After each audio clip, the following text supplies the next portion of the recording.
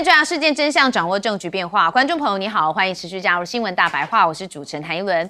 节目一开始来介绍今天的特别来宾，首先是国际政治专家赖岳谦老师。主持人好，观众朋友大家好。还有前国安会副秘书长杨永明。一伦好，各位朋友好。以及淡大财经系教授聂建中老师。一伦，各位观众大家好。好，观众朋友，我们看到了现在美伊之间持续没有在开战。好，那当然呢，目前看到川普我们昨天也讲到，好像有在认真的考虑，可能要恢复军事行动。好，当然一轮觉得川普一定是说说而已，每次看他都是这样。好，但问题是这也引发了德黑兰的呛虾。我们看到 CNN 报道说，有一些川普的幕僚说川普比过去几周更考虑认真要恢复大规模的军事行动。好，德黑兰就警告说如果再遭美国跟以色列攻击，伊朗就可能把铀浓缩提升到90%，也是这样呛虾回去了。好，那当然呢，有可能多观众朋友是说，伊朗到底现在浓缩铀是多少？好，目前看到的这个讯息来说，应该是60%的这个浓缩铀的比例。好，那当然，如果它要从60%提升到90%的话，有一些报道是说，其实美方评估最快7天就可以了所以德黑兰也不是随便说说的它可能也有一些底气存在。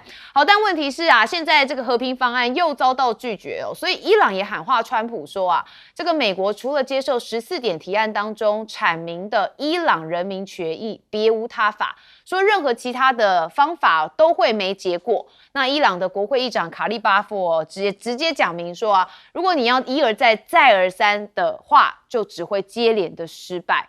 好，那目前紧张的局势是不是又升高了呢？因为呢，伊朗的伊斯兰革命卫队海军的副司令有特别指出说，伊朗已经把荷姆兹海峡的范围又扩大了，而且扩大至一个广大的作业区域，也就代表说，伊朗他在宣告他对荷姆兹海峡的控制权仍然在，而且越来越大那也是跨美国国啦好，那伊朗的革命卫队说有一艘美舰遭到伊方开火警告，好说一艘美国的护卫舰近期试图通过荷姆兹海峡，伊朗方面对其严密的监控，也观察到他们的挑衅行为之后开火警告。好，这个舰是随即改变了航向。好，那这跟5月4号我们大家看到的当时的相关事件其实是差不多的。好，那有人认为应该是5月4号发生的事情，那是在12号的时候，革命卫队用报道的方式又再度的宣告。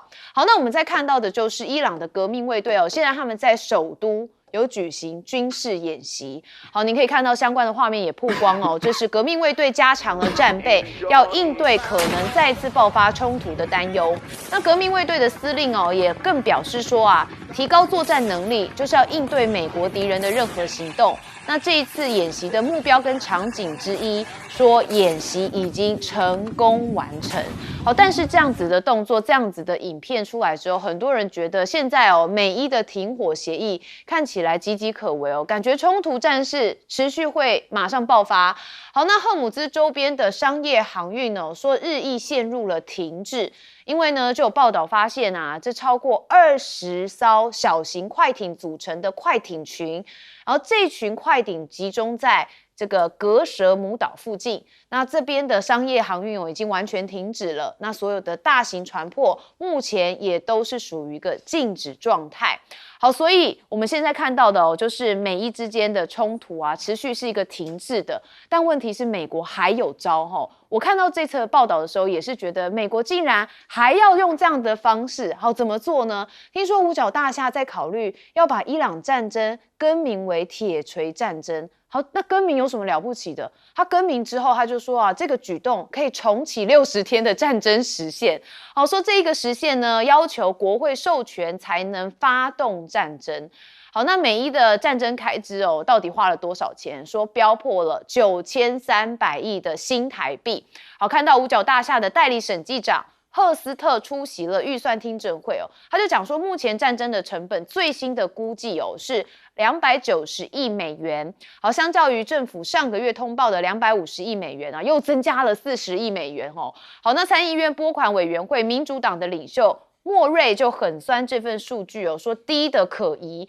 他说啊，你们正拿着许多家庭辛苦工作的纳税钱哦，投入一场被强烈反对的战争，还让民众被迫去支付更贵的油价。结果你们连战争的开照明细都交不出来，好，所以现在哦，就五角大厦哦，对于这个战争的这个开支哦，持续的受到他们国内的参议员的批评。好，那我们再看到赫格塞斯哦，也在听证会上面哦，遭遇直白的事实查核，也就是啊，我们美国根本没有赢得这场战争。好，我们先听听赫格塞斯怎么讲。There's a difference between pulling a drone out of a cave that's been collapsed and producing more drones. That's a different thing. Well, maybe so. But if Iran still has almost 50% of their missile capacity and the ability to pull drones out of caves and still injure our allies and U.S. service members, then we have not won the war. 好，你可以看到这一位是民主党的参议员哦，他就讲说，如果呢伊朗还有能力的话哦，而且可以从山洞挖出无人机伤害盟友，其实我们就没有赢嘛哈。好，那当然因为赫格塞斯哦比较是属于政客型的部长哈，所以他当然讲话就必须要一直不断的讲出对他们自己有利的话啦。好，那现在呢也要看到就是啊，伊朗装无辜轰科威特吗？那当然，美国现在哦真的是分身乏术。好，这是科威特呢活逮了4名伊朗的革命卫队军官，主要就是因为科威特当局说啊，他们逮捕了这4名哦，那这4名呢是试图透过海路渗透科威特的布比岩岛。但是伊朗这边呢有做一些相对的反驳，他们的外交部发声明说，其实有关伊朗计划对科威特采取敌对行动的说法，他说没有根据。好，他说这不是事先规划的渗透行动。那也谴责有人利用伊朗人员在海上巡逻任务中因系统故障进入科威特水域而进行的政治利用。好，但因为现在这边的形势很复杂啦，各说各话的方式也都有，但问题就在啊，现在这个德黑兰的呛虾又讲到了川普心中最软的一块浓缩铀的问题。我们问赖老师，浓缩铀伊朗的态度就是没有停火，没有达成这个赔偿的协议之前那这个浓缩铀就不再谈了。也就是说，之前对于川普来讲，他是希望把浓缩铀放在谈判里面包裹在一起，但是对伊朗来说是这块是另外再谈。整个战争结束了以后整个赔偿的问题都谈好了以后双方的封锁都解除了之后，我们再来谈浓缩铀的问题。分阶段啦，对，分阶段。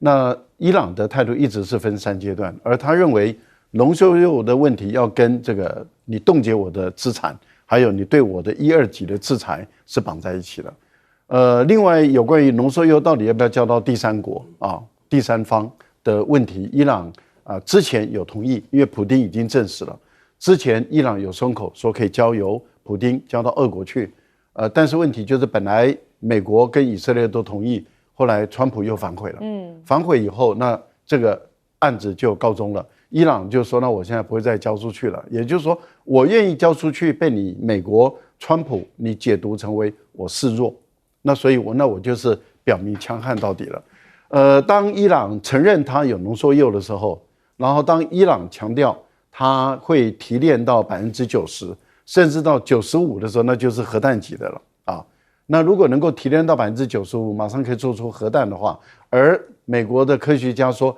7天到9天内可以完成这样的一个提炼工作，那就是证明了一件事情，就是说川普之前所说的彻底摧毁伊朗的这个核设施是错误的，是假的，也就是那样的去年6月的军事行动是彻底失败，花了这么多的钱，动用这么多的这个 B2隐身战略轰炸机跟以色列合作，然后结果这样的一个这么大规模的战争炸了12天是彻底失败，这是第一个。第二个呢，就是美国说要再度的发动战争，然后他认为说，那我前面的那个战争已经停战停火就是结束的意思。这个全世界我还没听过这种计算的，就是说停火就是我的战争结束，所以已经不用到国会去审查那60天了也就是说本来是我启动战争的那一天起，2月28号理论上讲你就应该是在2月28号开始计算60天，结果川普一定要坚持说我3月2号才通知国会，所以我是要从3月2号起算。那如果川普假设我今天再发动一场战争，我隔了半年以后我再通知国会，那可不可以？这个简直是玩这个法律的灰色地带嘛！啊，玩这个文字上的。其实我们都知道，法益的意思是你发动战争的那一天，那就算起算了，而不是在于你通知国会的那一天。本来他们的逻辑是认为说，当一个行政部门发动战争的时候，你也应该要同时就通知国会了，啊。但是问题就在于，当川普3天后再通知国会的时候，基本上来讲，他已经违反法的精神了。那但是问题就在于，这个世界啊，有的时候就是一皮天下无难事啊，他就跟你皮到底。好，皮到底也就算了，你现在竟然说我前面的那个史诗级的怒火的战争已经结束了，没了，归零了，所以我重新再发动重锤的铁锤的战争的时候，那就是从我发动的那一天，还是我告诉你国会的那一天起算。那我如果发动之后，我1个月后再告诉你国会，那我是1个月后30天后才开始起算。这个全世界有这样玩法的，但是问题就在于美国确实他现在这个团队就是这样玩。我觉得把美国的一个法治国家玩掉，对美国没有好处。好，这就是川普型的不要脸的这个战争做法。其实战争是要非常严肃看待，他弄得好像在耍嘴皮子一样。永明教授，我觉得明天的川普会一大重点一定是伊朗问题。川普自己讲了，他会好好的跟习近平、跟大陆方面来讨论伊朗的问题。就是很显然，一个军事的霸权在中东有这么多的驻军、中部司令总部，以及在海湾国家到以色列、美国的这些驻军，却无法拿下伊朗，而也无法维持海洋秩序，却需要他的竞争对手来相帮助。那我觉得明天的川习会之后，双方会表示支持战争停止，支持和谈进行，支持海峡恢复航行，但不会讲到怎么样的秩序，因为不太可能回到2月28号之前的完全的全面自由航行。那我认为在未来的1个礼拜之内，美国跟伊朗会恢复和谈，它可能是直接和谈，它也可能是透过巴基斯坦的间接和谈，因为也不能再等了。因为国际的油价如果今天再封锁个1个月到6个礼拜，那这个油价就飙涨到难以想象150块以上，而且回不来了。所以美国也不能再等。为什么？第一个，刚才那美国参议员讲得太客气了，美国基本上是输了，军事行动是输了，这个大家都知道了解的嘛。华盛顿邮报自己登，美国在整个海湾地区228个军事基地，卫星照片显示被炸得一塌糊涂。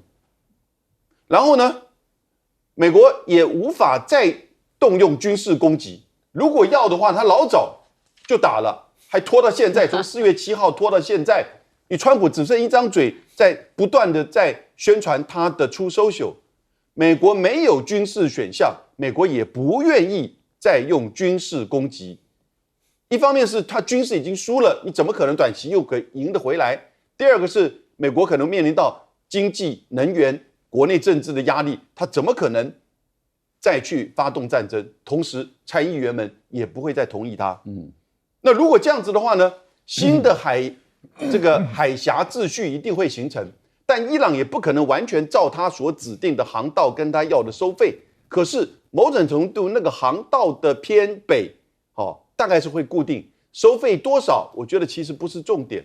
那但是呢，你要放这些船，现在还有1500多艘船舶在波斯湾内部，你要放他们出来，它不是放他们出来，你要让国际油价恢复平稳，你要让这个美国的封锁也要退。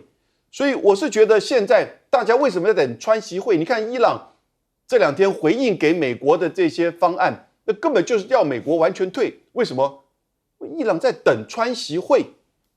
中国这个时候的角色在我们国际关系上就叫做 guarantor， 也就是所谓的担保者或者是背书者。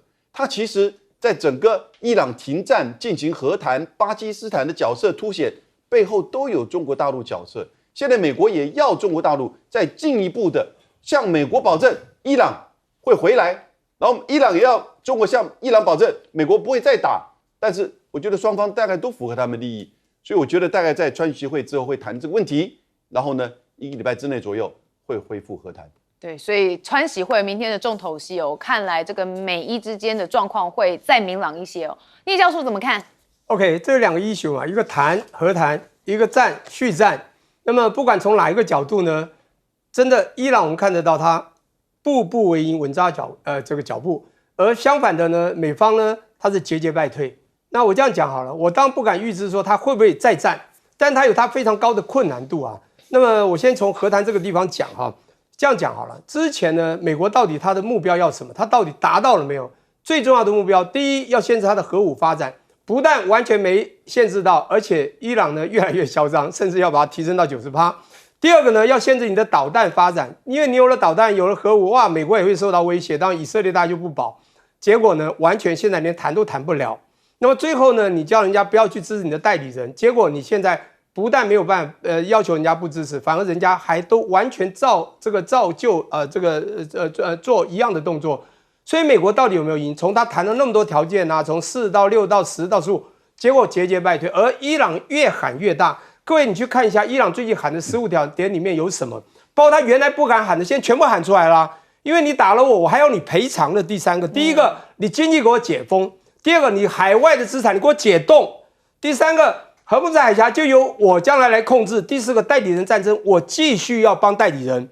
美国，你觉得川普听了是不是怒了？这只是怒火，真的怒到的是川普自己。所以他昨天才讲那垃圾提案、怒了，当时对川普来讲，当时垃圾提案；对伊朗人来讲，他是保护他们。你伤害了我那么多，请问一下，你这样的伤害我，请问我们要不要救还？你人命就算了，钱要还我，所以有赔偿这一段。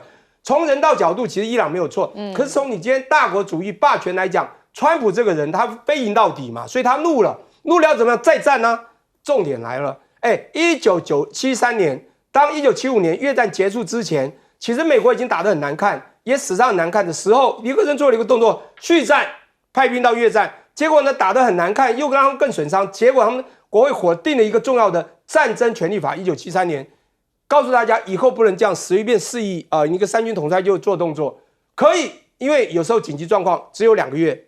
2个月后就必须停，所以228算到就是4月底，他还能打吗？不能打，就是第3个月是撤兵。好，他撤兵，他用反封锁这个荷姆斯海峡来对抗你伊朗，但重点是你封锁成功了吗？他把它当作撤兵，他现在说要再战哦。去年还有5叶重锤，现在来个铁锤，我跟你讲有用吗？铁锤比重锤还要弱嘛，对不对？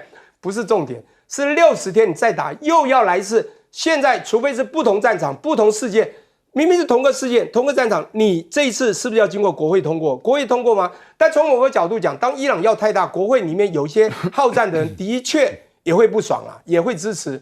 不过不会全部支持川普再战，这时候川普就受困了。你必须国会通过，而在战的时候，你的军备、你的消耗，你打得赢吗？你会更输。我最后的重点是，现在看起来美国节节败退，从和谈也输了，从战争也输了。我跟你讲，是现在输哦，再打下去，我跟你讲，川普。你可能会更惨。对啊，不是有一句话吗？会输到吞口。哦，希望不要这样子哈。我们休息一下，马上回来。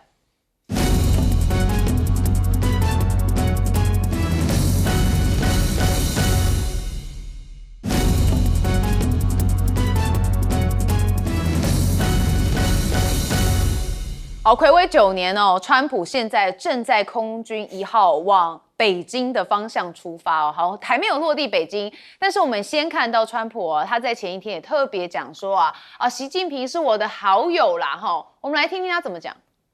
To President Xi as it relates to the Iran war, I think he's been relatively good, to be honest with you. You look at the blockade, no problems. They get a lot of their oil from that area. We've had no problem, and he's been a friend of mine. It's going to be a very exciting trip. A lot of good things are going to happen.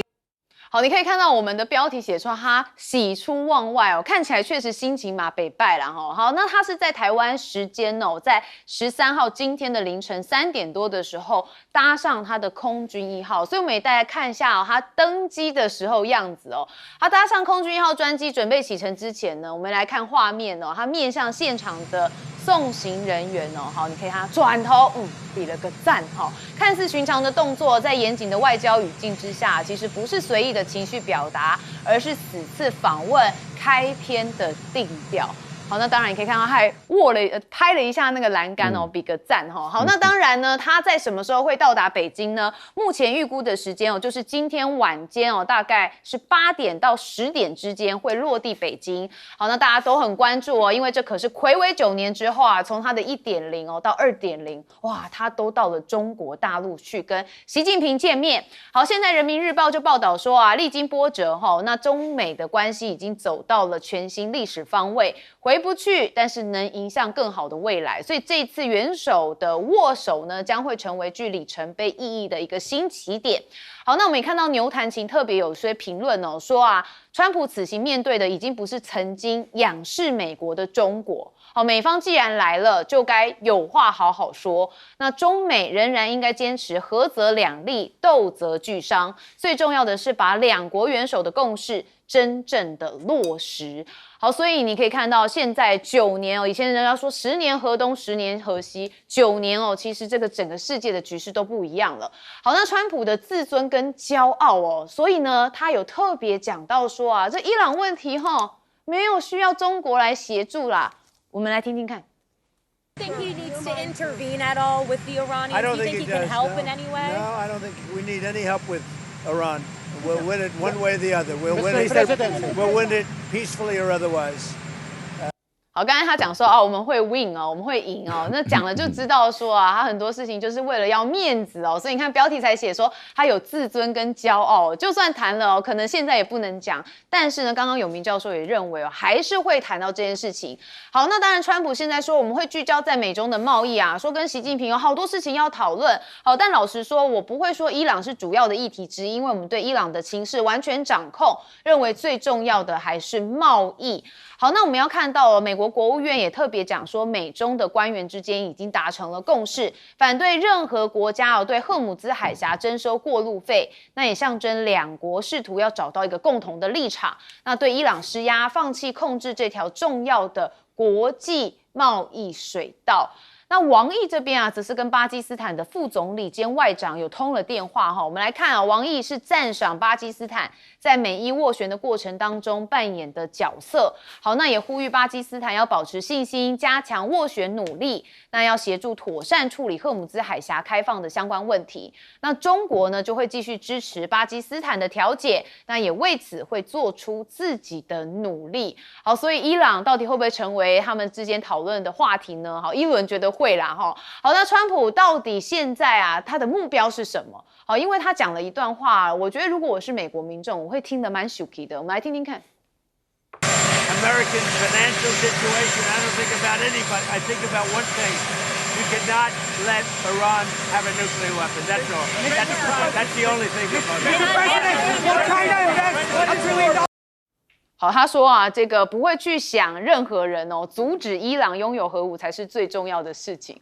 好，所以这个民众听到一定会觉得哇，怎么会有这样的总统哦？因为有相对剥夺感呐哈。好，芝加哥联准银行总裁则说啊，政府统计显示上个月消费者通膨加速，而且通膨啊正往着代表美国经济存在普遍的物价压力，那就是美国的经济过热了，那国家面临通膨问题就必须要压低。但问题是，像是纽时就说啊，经济动荡之际美国到底如何来确保美元的霸权地位？那像 IMF 的前资深官员就说啊，川普是希望跟位在波斯湾地区的盟友扩大货币互换的额度，那目的显然是为了保护这些国家，避免受到伊朗战争的负面影响，但同时也希望排挤在这个区域想发挥更多影响力的中国。好，所以你可以看到中国啊，因为它的这个势力啊跟影响力越来越大，所以美国现在想要挤压，但问题是挤压得了吗？你看，还不是要到中国这边来跟人家见面。好，我们先问赖教授怎么看？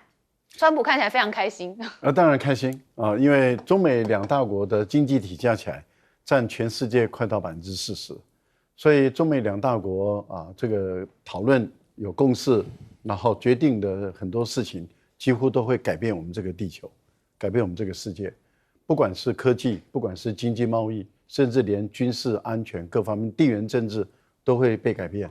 所以事实上这两大国在一起，那当然全世界都高度关注，其实不止我们台湾了。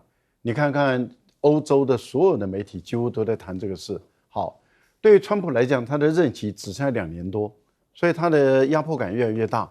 那到目前为止搞不定中国，连去中国的访问都去不了。这个对川普来讲当然着急，因为他看着他的盟国几乎都去了啊，不管在法国还去了好几次，西班牙的首相去了也很多次，连西班牙的国王都去了，然后德国也去了，加拿大也去了，澳大利亚也去了，就是他一个人去不了。那你想想看，对于他来讲，他确实焦急，因为他也知道中国大陆有底气，也有能力把他晾在那边，晾到他任期结束。那对于他来讲，有任期压力啊。那他任期结束，如果都去不了中国大陆，那该怎么办？这不是好事情。更何况是他当选的时候，他就说100天内到中国，结果过了100天又100天又100天，过了好几个100天。对，可见习近平没把他当朋友啊。那，您讲对了。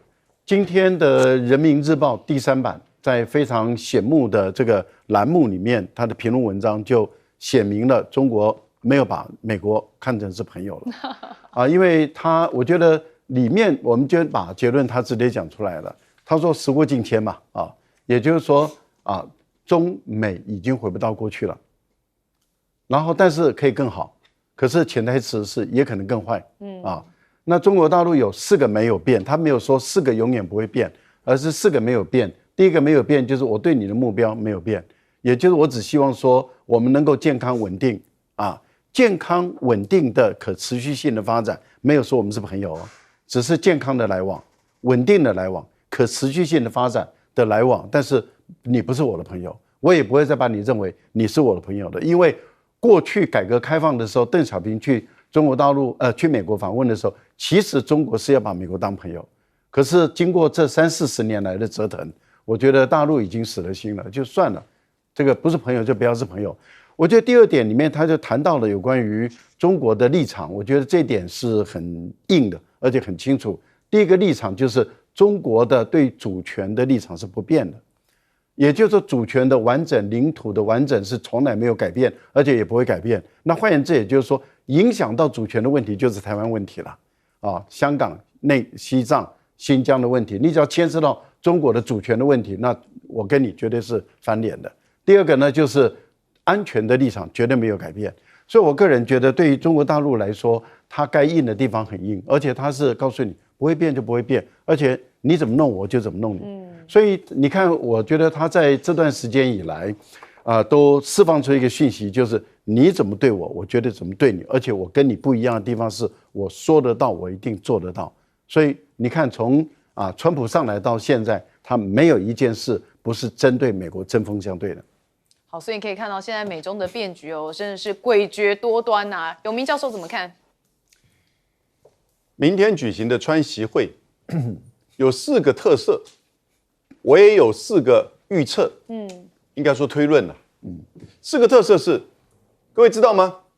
这是9年来美国总统再度的到达中国大陆访问，上一次就是2017年的11月8号到10号，川普去的时候，中国整个摆出来超国宾的招待，但是马上回去2018年就看到对中国大陆的贸易战、科技战就开始展开。整个拜登4年根本没有去大陆，也许是疫情以及中美之间的对抗。现在川普来了，这9年来整个中美的情势大不同于前啊，中美之间的权力移转，不只是现在进行式，而且在很多层面，其实已经中国赶上，甚至超越。这第一个特色。第2个特色呢？你知道今年呢，就算是明天的川习会之后啊，这2位领导人今年还可能最多见3次面。习近平可能回访9月，美国会举办G20的高峰会，中国会在深圳办 APEC 的高峰会。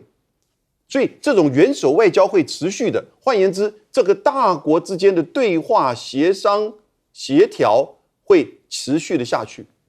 第3个特点是，现在这个议题满桌啊，那个菜单都掉到桌底下了，太多了。对，所以双边的、区域的、台湾的太多了，而且比较都是第4个攸关美国的重要利益的。美国现在是有求于中国，远多于中国要求美国。中国大概在台湾议题上要求美国，大概在科技管制的开放上要求于美国，其他都是美国要求中国。你要在伊朗上帮忙，你要在稀土上帮忙，你在贸易上怎么样？各个层面。所以在4个特色情况之下，我有4个预测。第一个我已经讲了，我觉得中美之间在伊朗问题上会有一个共识。要停战和谈，然后呢，海峡开放，但是中国在于怎么样谈细部东西不会去介入，他最多就是一个支持者，支持巴基斯坦角色，你看到刚才也谈到嘛，然后呢，支持伊朗，至于海峡的秩序，不可能回到以前，可是大概会回到通航一定的通航，那这是第一点我预测的，而且1个礼拜左右就会和谈。第二个我预测中美之间会在5个层面设立双边的委员会或者是对话机制 ，AI、稀土、科技、贸易、军事，这也都符合美国利益。第3个，在台湾议题上，我觉得美国会，要不然就讲出反对台独，或者是不支持台独，但台独会造成战争，而且会说承诺对台的军售武器是防卫性的，因为防卫性可以他自己认定啊。最后一点，中国一定会买满所有美国的商品，黄豆、波音、牛肉，然后各式各样，这也符合中国大陆利益，所以这也符合川普希望能够满手满的带回美国去，有助于他退出伊朗，有助于他在国内的支持，有助于他的经济，有助于他年底的选举。对，所以川普才是带礼物回美国嘛，聂老师怎么看 ？OK， 刚才有人讲到一个重点2017年年底他去了，请问一下，2018年发生什么事？3月20号301法马上丢出来。这个再回看这个2012、13的时候呢，当我们的对岸中国大陆崛起之后它的外语存底从1兆、2兆、3兆、4兆，又在2014年的第1季突破4兆之后。全球都看到中国的booming，然后一看到中国的 technology 就技术，你在2014年开始砸重金去扶持 AI、5G、半导体晶圆的时候，这时候川普其实心里知知，2016选上，2017去，他就是要去了解 on-site 去看。类似呢，表面还是讲很多好话，他学中文，他孩子那个唱中国这个中国歌。我跟你讲，这个人就是商人嘛，生意人。隔年呢，其实他就 on-site 知道了，中国缺什么，我就开始打你。你看，你这一次讲。跟他多好又怎样？所以当川普的话就是商人的话语。各位想想看，其实他们见了多少次？那当然直接到中国去参访是9年前年底。可是大家知道，2019年大阪集团体会议他们见过，那时候川普也是好话说尽。最近的一次是半年前去年的10月30号，请问他们有没有见面？有在虎山。当时美国说在首尔，就中国说要在虎山，你就发现一个讯息结果川普就只好到虎山机场。在机场谈了1小时40分钟，什么意思呢？其实由中国决定地方。去年这是一个清楚的例子，而且我记得那次川普一见到习近平握着手很久这样拍照，他说这是一个 great country， 这是一个 great leader， 连续讲2 great， 伟大的国家的伟大领袖。这个人是会讲话，就商人。我觉得现在中国已经把这个川普玩在手里，因为我还是一句话，去年年底应该说前年底，我在这个广州开这个金融学年会的时候。刚好他选上那个时候，就有北京的心理学家就说嘛，要找一个最棒的心理学家来跟这个老头子玩，我们中国大陆就会赢了。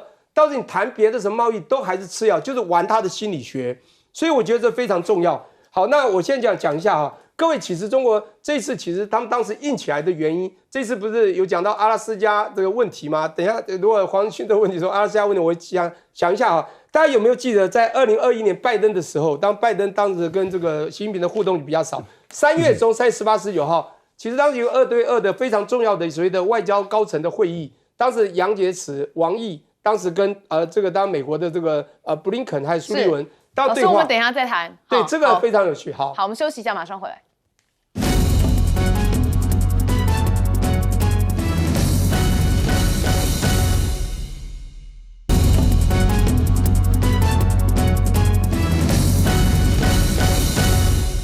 好，好，再看明天川习会登场之前，我们要看这两人哦，一个是贝森特哦，一个是何立峰啊，他们两人是现身在南韩哦，有一个机场密谈，好说啊，到前后先到了这个青瓦台，获得南韩总统李在明接见，然后随后两人呢就前往仁川的机场贵宾室哦，针对美中贸易哦持续展开闭门会谈，好协调的是关税、投资、双边经贸摩擦等核心。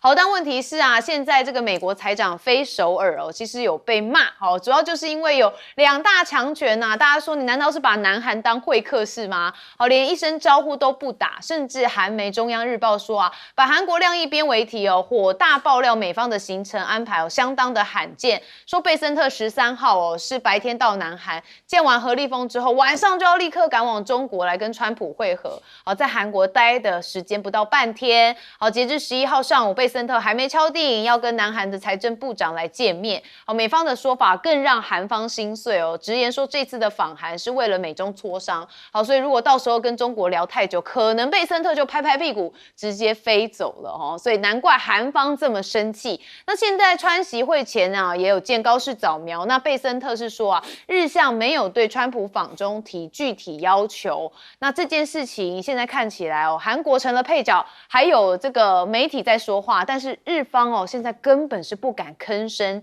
所以你可以看到日本民众哦确实有在东京集会哦，他们反对的就是政府推动情报法案跟修宪哦，就是在12号的晚间7点钟的时候，好，日本的众议院的第2议员会馆前哦，有民众指着这个彩色荧光棒来进行反对。好，但是我们还是要关心一下川普访中嘛。刚才一轮讲说啊，他是在台湾今天凌晨3点多的时候启程，好，结果中间突然跑去了阿拉斯加加油，就被拍到一个人呢。这个人原本没有在名单上，所以昨天一轮讲的时候说没有他。黄仁勋嘛，看到没？他背了一个包包，在这边要准备登机。好，结果2名知情人士说啊，这个黄仁勋还是会跟这10多位的美国执行长一起陪同川普访问中国。好，那当然也有人说啊，这个照片看起来好像是这个毕业旅行睡过头了现在要搭机有这种感觉。但确实这是一个讯号的存在。好，那黄仁勋要搭机，准备上压线空降。有网友做了光速，做了这个 AI 影片，我们来看一下。好，就是有人是直接摇身一变，直接搭上飞机这根本是跟电影场景一样可见黄仁勋对大家来说，是一个很重要的角色。好，等一下专家帮我们分析一下为什么他压线空降了，上了飞机。好，黄仁勋行程突变白宫证实他随川普前往了北京，最后一刻登上了空军1号，真的是峰回路转。好，当然说是因为黄仁勋的行程有所变动白宫这边说事情就刚好这么安排成了，政治没有刚好政治都是有经过计算的。好，那为何黄仁勋中途入阵呢？传出是川普看到报道之后亲自call黄仁勋说直飞在这个地方来会合。好，主要就是因为 CNBC 说这个黄仁勋没有入列访中的代表团行程，川普亲自致电给他。好，那川普就生气说哪有我赶快叫他来。好，那当然现在川普列随行企业称黄仁勋一起来赴中，而且会要求习近平要开放中国所以带了很多的这个企业家嘛。那到底 AI 算力时代美国的核能说陷入一个成本魔咒，那中国其实比美国的核能的成本是便宜5倍。好，这个可能就会影响到接下来这2个国家AI 算力的发展。好，那当然现在说什么 AI 电力及算力，算力及国力就是有这样子的说法。好，我们来看到了就是贝森特跟何立峰，还有包含的是黄仁勋。好，我们先问赖老师。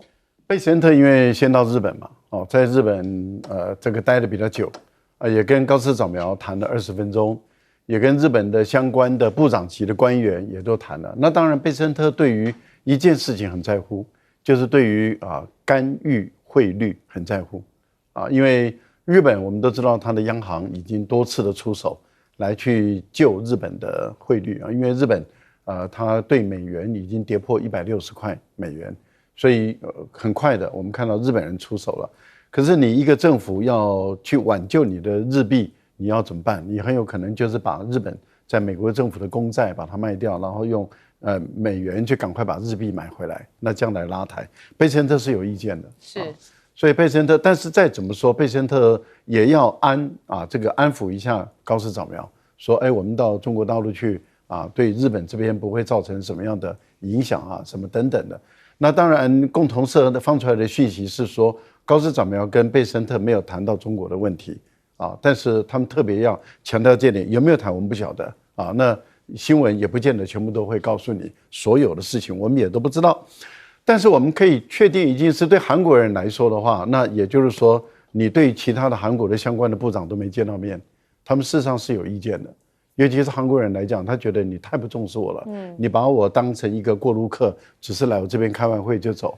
那你应该是先到我韩国来住一个晚上，再跟中国代表谈判，而不是先到日本，然后到我这边来，当天来谈完就当天就走，他是很不愉快的啊。我想这个对韩国的民族自尊心来讲是有受伤。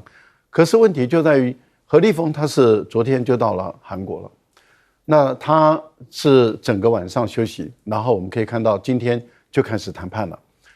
问题是时间为什么要压到中午？也就是说，并不是何立峰今天早上才从北京飞到首尔啊，然后到仁川那边谈，是把时间压到中午，而且什么时候谈完呢？3点才谈完。3点谈完，为什么？因为对贝森特来讲，他压力大到不行啊。为什么？因为川普快到了，而从仁川到北京也要2个半小时。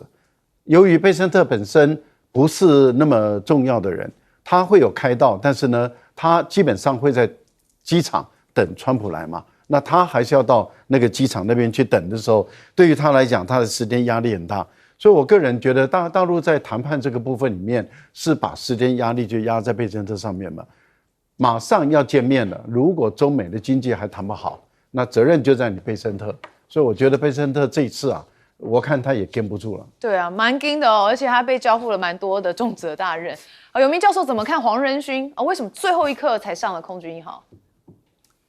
我的理解，他一直都在名单上哦，只是一直拖到最后，大陆这边才同意。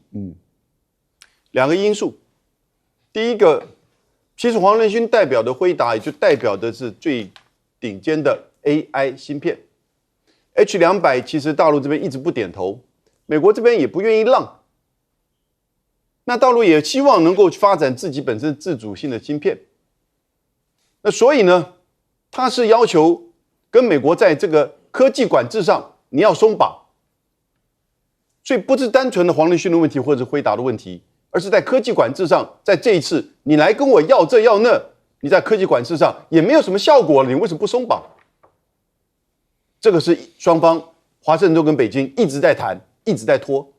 第二个，黄仁勋前一阵子上个礼拜说过一次，他说中国大陆不应该拥有最先进的芯片，北京听了当然很刺耳了，就让你最后一刻其实一直都在名单上，只是没有公布。你知道那个名单有谁？有特斯拉的老板马斯克，黄仁勋、库克、苹果、贝莱德、黑石，美国2大基金，然后呢，波音、嘉吉是美国最大的农业公司，花旗、通用、高盛、美光，还有高通。天哪！所有美国现在在科技、金融指标以及农业最大的前12个全部在上面，所以一定本来就有黄仁勋，只不过是他代表的是中国大陆在这个问题上，针对科技的问题，针对 AI 的问题，要你美国要表态。所以我觉得美国现在也退，大陆也退，那让他来，然后呢，双方也许是不是有可能在 AI 跟科技的层面建立一个对话机制，建立一个委员会，什么名称都可以，也就是双方要从此开始要去建构。因为各位也知道哈，这个 AI 的问题，相关于美国这个现在科技、经济以及它整个权力最大的关键。而年底光是 OpenAI、Anthropic 还有 SpaceX 都要 IPO， 它要吸紧多大的资金？万一 OpenAI 的 IPO 不顺利，是不是 AI 的泡沫就会出现？然后呢，会造成整个美国的经济的动荡。我跟你讲，这个比伊朗问题，这比台湾议题对华盛顿而言还要关键重要。而他当然知道中国的市场、中国的制造，以及跟中国在 AI 的规格跟未来的秩序上一定要交流交换，否则他就会越来越趋于弱势。那这个权力移转很快就会完全出现。所以各位，这个是美国在最后的一个努力，而黄仁勋呢，当然也被北京警告了一下，你讲话要注意啦。所以看起来他们这次真的要谈很多东西哦，难怪有明刚刚讲说这个菜单哦，整个都在桌上，还掉下去了哦。好，建中老师谈很多东西，基本上我觉得就是3T 加1T，3B 加1B 嘛，当然都谈了很多了。当然两边各握有筹码，基本上呢，从经贸的角度呢，就是3B。那3B 呢，刚刚讲了 BIN， 而且 BIN 很好玩，基本上呢要满足美国要4000万公吨。那么农民呢，中一部农民就被满足了。可是呢，中国就说不行，我1200万公吨。结果被人的在去年说2500万公吨，这个拉来拉去就有个拉锯战。所以中国会拿一些，不拿到你满，然后呢给你一些呢，那就有谈判筹码。第二 beef 也是一样，牛肉，还有一个就波音嘛，在2015年的时候谈了以后就已经定了300架，就已经交易边120架，只剩下180架，结果你弄了关税，去年他就把一些印了 logo 的都退回去。现在继续谈，好，这是第3个 B， 还有一个是 bond， 那是最早的。那金融海啸之后呢，中国就已经持有美国债券第1名，在2008年，可现在尽量减少，而且从1兆多减到了6000多亿，为什么？就是因为不满美国的动，所以这个 bond 已经这个议题不是那么重要。但是最少你要知道，美国现在38兆的债务，它今天欠到国债的 debt ratio， 它的这个 debt ratio 已经超过120多了。这个时候是非常大的警讯啊！到45兆的时候，听说。这是当然经济学家或者一些人就讲说，大概美国就已经出现了信用的问题，也就会这个国家这个美元霸就完全不保了。这是三个 B 加 B 嘛哈，再来还有3T，T 当然讲第一个就是贸易，美国它的牌就是想要跟你谈贸易，所以 trade 打贸易战等等。第二个呢就是 tariff， 去年讲的关税。